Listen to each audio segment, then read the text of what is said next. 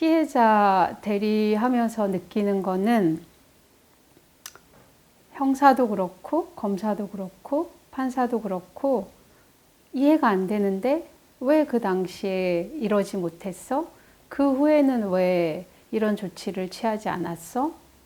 피해를 입었다면서 그 후에 왜 가해자가 초청하는 뭐 집들이 행사에 갔어?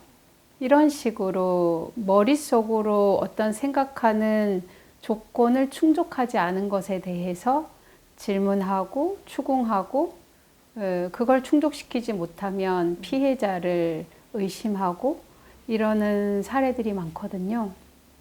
그런데 성폭력 피해자가 사실은 완벽한 건 아니거든요. 우리 인간도 마찬가지잖아요. 아니 아빠가 그런 행동 했으면 그건 너무 충격적인 일인데 그걸 기억 못하다니 이해가 되지 않는데 그런 행동을 했다니 납득되지 않는데 이런 식으로 얘기를 하거든요. 그거는 우리 머릿속으로 피해자라면 이러이러한 행동이나 말을 할 것이다 라는 고정관념을 가지고 있는 건데 실제 현실에서 발생하는 피해자들은 그렇게 완벽하게 사건이 발생했을 당시에 사고를 하고 우리가 생각하는 가장 합리적인 방법으로 조치를 취하고 그 후에 절대 의심받을 만한 행동은 하지 않고 이렇게 우리 머릿속에서 생각하는 대로 행동하거나 움직이지는 못하거든요. 그래서 저는 완벽한 사람이 없듯이 피해자도 완벽한 피해자는 없다라는 의미에서 반어적으로 책 제목을 이제 완벽한 피해자라고 했거든요. 머릿속으로 생각하는 완벽한 피해자라는 그 고정관념에 대해서 저는 균열을 내고 싶은 생각해서 질문을 던지고 싶어서 제목은 완벽한 피해자라고 했어요. 그리고 피해자들이 사건이 발생한 이후에 피해에 대해서 기록을 해놓으면 좋겠지만 잊고 싶기 때문에 기억하고 싶지 않기 때문에 오히려 기록을 안 하는 경우도 있거든요. 또 자기가 피해 입어서 위축되어 있다는 모습을 가해자에게 들키고 싶지 않기 때문에 더 아무렇지 않은 척, 더 센 척, 나는 어제 있었던 그 일에 대해서 대수롭지 않게 생각해 이런 식으로 행동을 하는 경우도 있거든요. 그래서 우리가 머릿속으로 생각하는 피해자다움이라고 하는 것은 현실에서는 거의 발생하지 않는다라는 거죠. 그래서 저는 머릿속으로 생각하고 있는 그 편견에 대해서 균열을 내고 싶은 그런 바람으로 완벽한 피해자는 없다라는 제목을 정했어요. 내가 가해자한테 성폭력 피해를 입었다라고 해서 직장을 그만둘 수는 없잖아요. 직장 동료들이 다 가해자의 집에 집들이 가는데 나만 빠지면 오히려 티나서 눈치 보일 수가 있잖아요. 그런 것들 때문에 피해자들은 내가 피해를 입은 건 맞지만 그 후 내 일상까지 다 본인이 포기해야 되는 것은 아니기 때문에 일상은 일상대로 유지하는 거거든요. 근데 사람들은 그 후에 피해자가 어떤 행동을 하고 어떤 반응을 보였는지만을 가지고 그 전에 있었던 일을 완전히 부정을 해버린다는 거죠.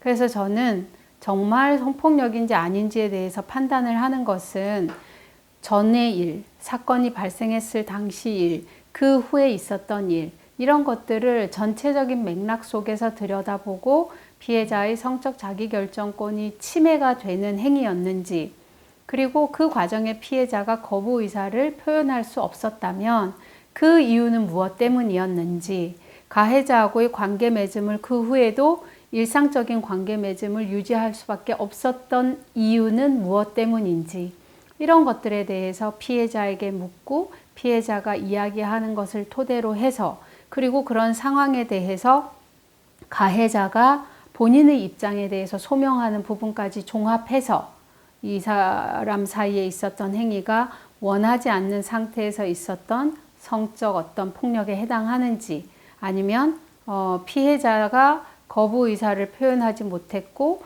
가해자도 이것이 피해자의 의사에 반한다는 것을 인식하지 못한 상태에서 이루어진 행위였기 때문에 성폭력의 고의가 있다고 보기는 어려운 것인지, 이런 것들을 저는 그 사건 업무를 처리하는 전문가들이 종합적으로 들여다보고 판단해야 된다고 생각해요.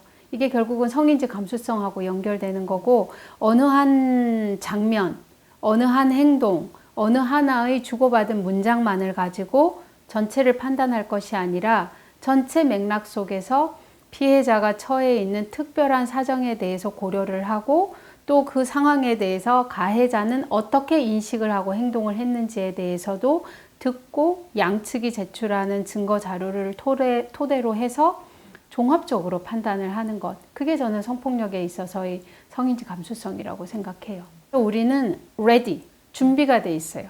피해자를 의심할 준비가 되어 있어요. 그래서 이게 가해자 중심주의하고도 연결되는 건데, 피해자가 피해를 입었다라고 했을 때 그 피해에 공감하기보다는 왜 이제서야? 무슨 의도가 있는 거 아니야?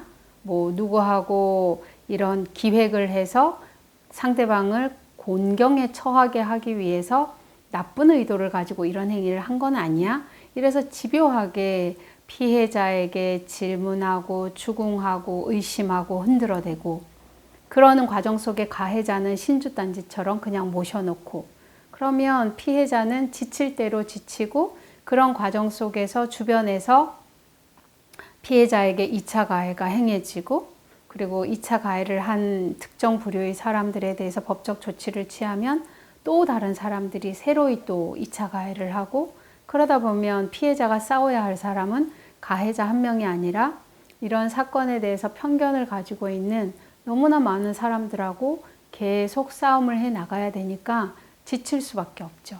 그러고 결국 피해자는 나 하나 참고 말 것을 괜히 문제 제기를 해서 라고 자책하고 후회하게 되고, 그래서 직장 내의 성희롱이나 이런 피해에 대해서 문제 제기를 한 후에 피해자들이 동료나 사회가 본인을 어떻게 보는지에 대한 상처 때문에 극단적인 선택을 하게 되는 경우도 사실은 많이 있거든요.